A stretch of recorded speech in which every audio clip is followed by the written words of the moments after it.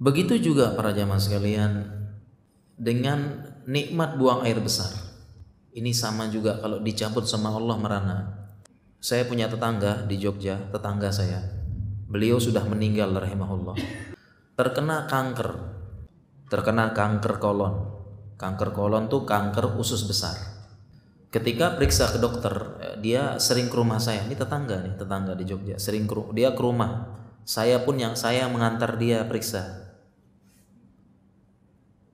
Ketika keluar hasil PA-nya, patologi anatomi yang menentukan, ya, jadi jaringannya diambil, diperiksa di bawah mikroskop. Ketika amplopnya dikasih, dia pun bukanya di rumah saya. Dia bukain. Dia lihatkan hasilnya, ternyata memang kanker usus besar. Dan dia termasuk yang Allah cabut nikmat buang air besar. Kalau kita dengar ceritanya para jamaah, kasihan, Masya Allah. Hidupnya penuh cobaan.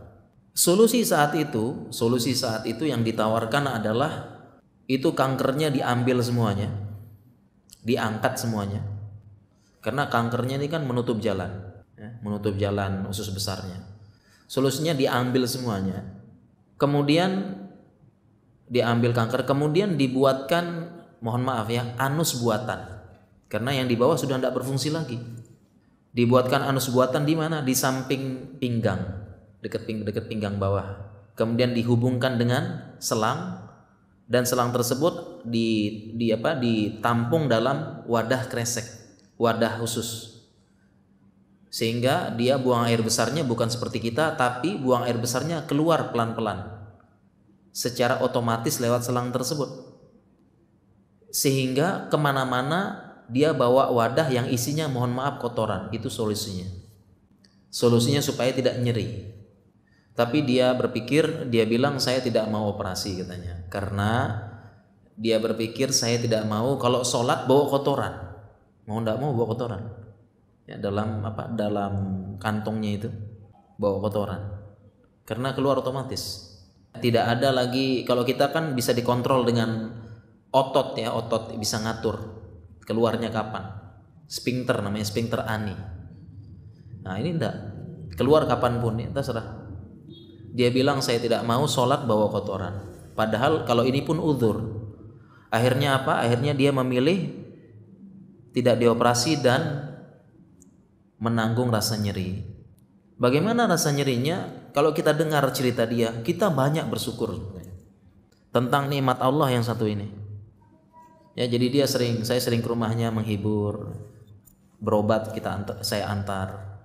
Kadang-kadang saya sengaja datang, dengar keluh kesahnya supaya saya bersyukur. Dengar curhatnya. Dia bilang, pertama para jamaah sekalian, yang pertama dia tidur malam tidak pernah nyenyak. Karena kankernya itu mau tidak menutup daerah keluarnya itu, ya, usus besar bagian bawah, ya. Atau bahasa kedokternya rektum, ya, nutup. Sehingga setiap malam tidak pernah tidur nyenyak, pasti terbangun karena apa? Terbangun karena rasa nyeri. Setiap 2 jam, 1 jam bangun, nyeri. Mau ke belakang. Sampai ke belakang, mau buang air besar. Bukan kayak kita, jeduar, pulang pun lega. Tapi sampai di belakang, sampai di kamar mandi, dia sama ngeden lama. Kalaupun keluar sedikit keluarnya, sambil menahan sakit. Akhirnya pengaruhnya apa? Pengaruhnya dia tidak berani makan macam-macam. Makan nasi sedikit, jangan terlalu banyak. Serat juga, nanti keseringan. Jangan yang pedas ini, jangan ini. Akhirnya dia makannya takut.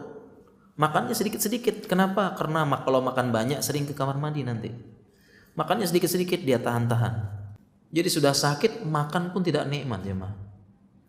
Dikit dia makan. Tidak berani, serba takut ke belakang.